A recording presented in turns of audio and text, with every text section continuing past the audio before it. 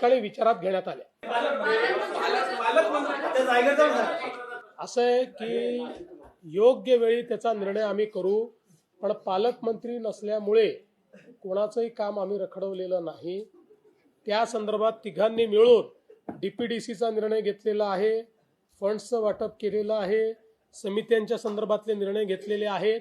मात्र पालकमंत्री दिला पाहिजे तो योग्य वेळ देऊ।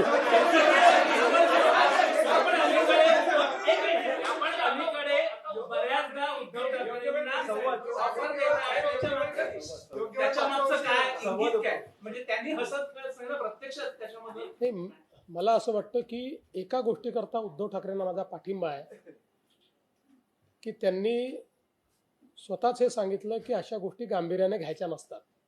असं आहे, तुम्ही अलीकडच्या काळात सगळे या ठिकाणी तक्रार करता की विधानमंडळाचं कामकाज पूर्वीसारखं होत नाही। कसं पूर्वीसारखं होईल? आम्ही खेळीमेळीच्या वातावरणामध्ये गमती जमती केल्या, मजाक केली तरी त्याची हेडलाईन करता।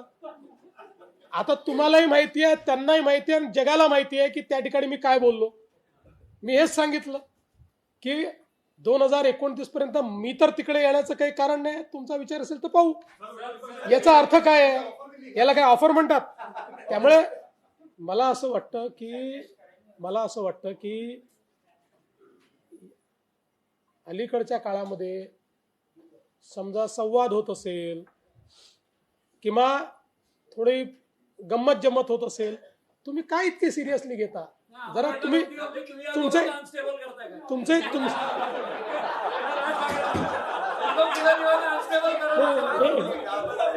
तुम्ही आमची काळजी करायचं काही कारण नाही, आम्ही आमचे खंबीर आहोत।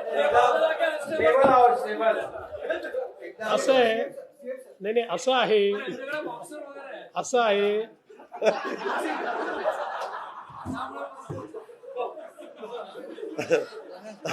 त्या बॉक्सरचा आम्ही त्या बॉक्सरचा टोका तिकडे वळला म्हणजे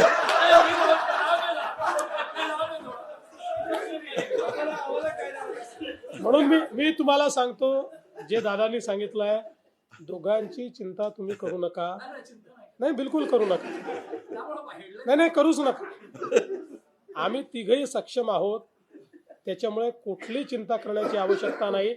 कोणी किती काड्या टाकल्या तरीही आम्ही स्टेबल आहोत।